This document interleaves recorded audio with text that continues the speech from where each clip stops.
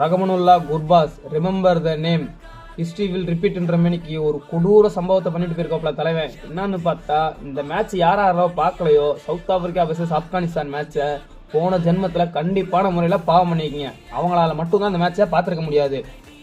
First chase பண்ணும்போது 84, அதுக்கப்புறம் 2வது சூப்பர் ஓவர் போயிருக்கு நண்பர்களே. 1 இல்ல 2 சூப்பர் ஓவர். 2வது சூப்பர் ஓவர்ல வந்துட்டு 4 சிக்ஸ் அடிக்க வேண்டிய நிலைமையில 3 சிக்ஸ் அடிச்சு 4வது சிக்ஸ் அடிச்சுன்னா ஒரு கொடூர சம்பவத்தை பண்ணி சவுத் ஆப்பிரிக்கா பிளேயர்ஸ் எல்லாம் வந்து கதிகாலம் வச்சான் தலைவன்.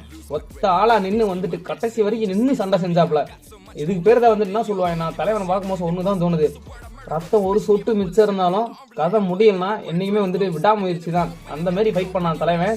சோலோ வாரியர்னு கேள்விப்பட்டிருக்கேன், ஆனா இன்னைக்கு தான் கண்ணார பார்த்தேன். அது மாதிரி தான் தலைவன் நின்று ஒத்தாளா நின்று போர் முடிந்த போதிலும் வீரன் வந்துட்டு வாள் வீசுவதை நிறுத்தவில்லை. அது மாதிரி எடுத்து நின்று ஒருத்த நின்று ஃபைட் பண்ணான்.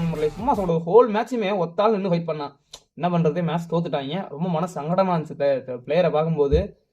எவ்வளவோ பண்ணிட்டான் தலைவன், முடிஞ்ச அளவுக்கு எல்லாமே பண்ணி முடிச்சிட்டாப்ல, இருந்தாலும் தோத்துட்டாங்க. But they deserve this win நண்பர்களே. சவுத் ஆப்பிரிக்கா சூப்பரா ஃபீல்டிங் பண்ணாங்க, அவங்களுக்கும் வந்துட்டு கிரெடிட் கொடுத்தாகணும். ஒரு நல்ல மேட்ச். நான் சொன்ன மாதிரியே வந்துட்டு ஃபர்ஸ்ட் சம்பவம் கொடூரமா நடந்திருக்கு இன்னைக்கான மேட்ச்ல. என்னன்னு பார்ப்போம், அடுத்த ஒரு கொடூர சம்பவம் இருக்கு.